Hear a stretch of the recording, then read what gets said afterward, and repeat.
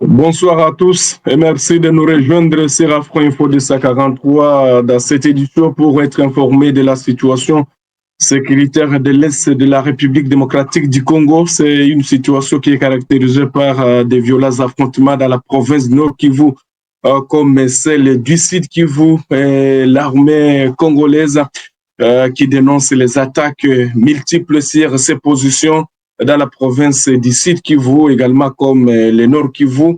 Vous devez retenir que malgré les pourparlers qui se poursuivent et qui doivent reprendre du côté de Doha entre les gouvernements congolais et les rebelles du M23, les rebelles intensifient toujours leurs attaques sur les positions des forces armées de la République démocratique du Congo. Et d'ailleurs, le porte-parole des FARDC l'a dénoncé dans un communiqué Paris, donc c'est mardi 19 août 2025, les forces armées de la RDC accusent de nouveau les rebelles du M23 soutenus par l'armée rwandaise, donc des multiples attaques sur ces positions, également dans la province du Sud Kivu, comme du Nord Kivu. D'ailleurs, on commence par les Sud Kivu où les rebelles du M23 ont attaqué les positions des forces armées de la République démocratique du Congo dans les territoires de Walungu. Ces attaques se sont passées dans les territoires de Walungu, plus précisément en Zibira Centre, Kinkinda et Nyamarege. Nous sommes toujours dans les territoires de Walungu.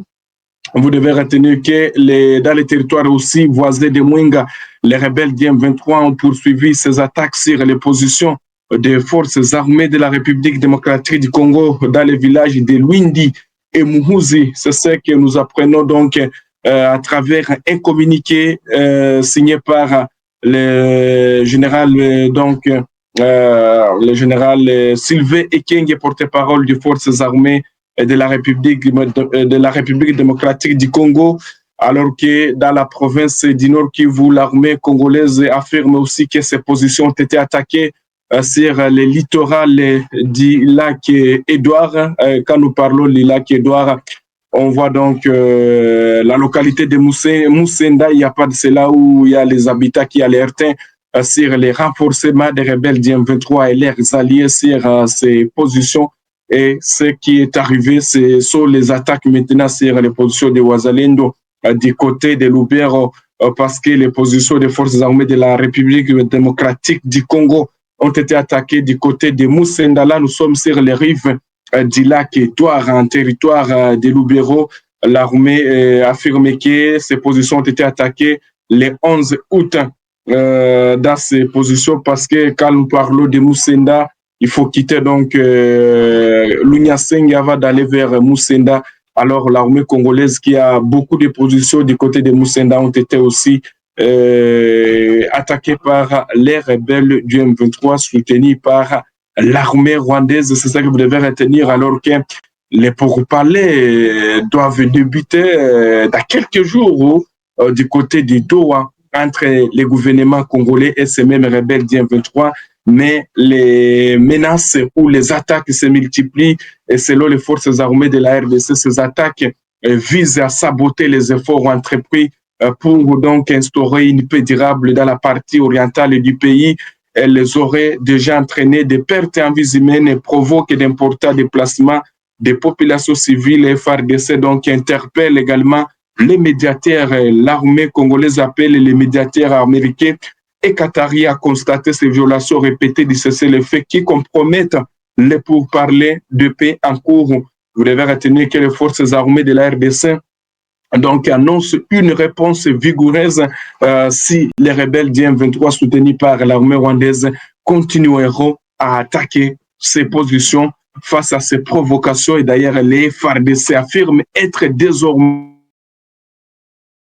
toutes les mesures qui s'imposent afin de défendre l'intégrité territoriale et protéger les populations civiles, car c'est la défendre ou qui doit protéger la population congolaise.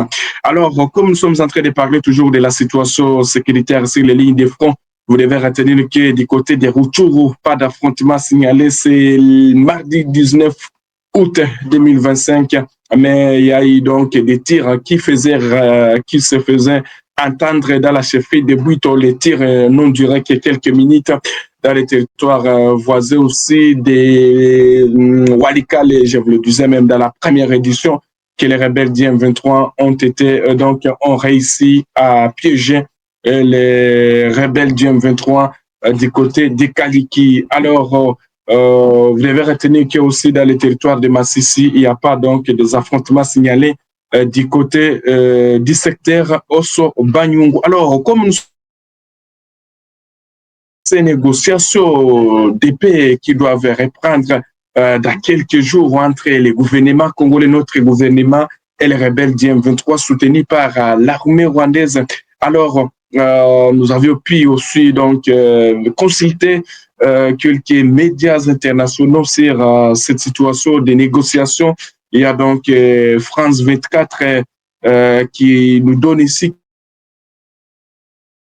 négociations qui doivent continuer à Doha. Selon donc cette chaîne française, le gouvernement de la République démocratique du Congo et les groupes ou les rebelles du M23 et leurs alliés sont impliqués de façon positive dans le processus de paix en cours à Doha, a indiqué mardi la médiation qatari, alors que le délai pour signer un accord de paix a expiré le lundi dernier.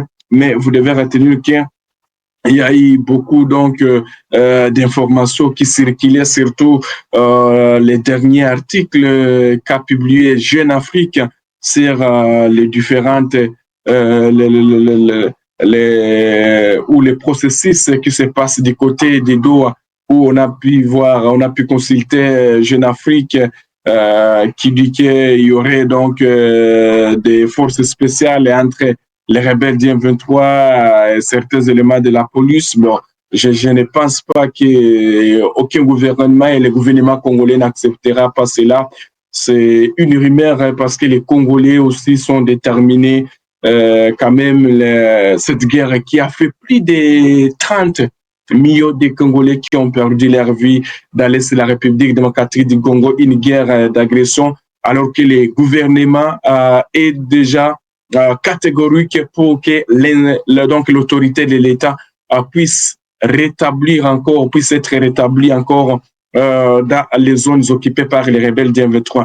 C'est ça donc le combat du gouvernement congolais, donc l'autorité de l'État soit de nouveau rétablie donc du côté des zones occupées par les rebelles du M23 et leurs alliés. Vous devez retenir que les rebelles du M23 qui occupent la ville de Goma et la ville de Bukavu ne cessent de dire les affaires de fédéralisme, alors que le fédéralisme, le Congo restera indivisible.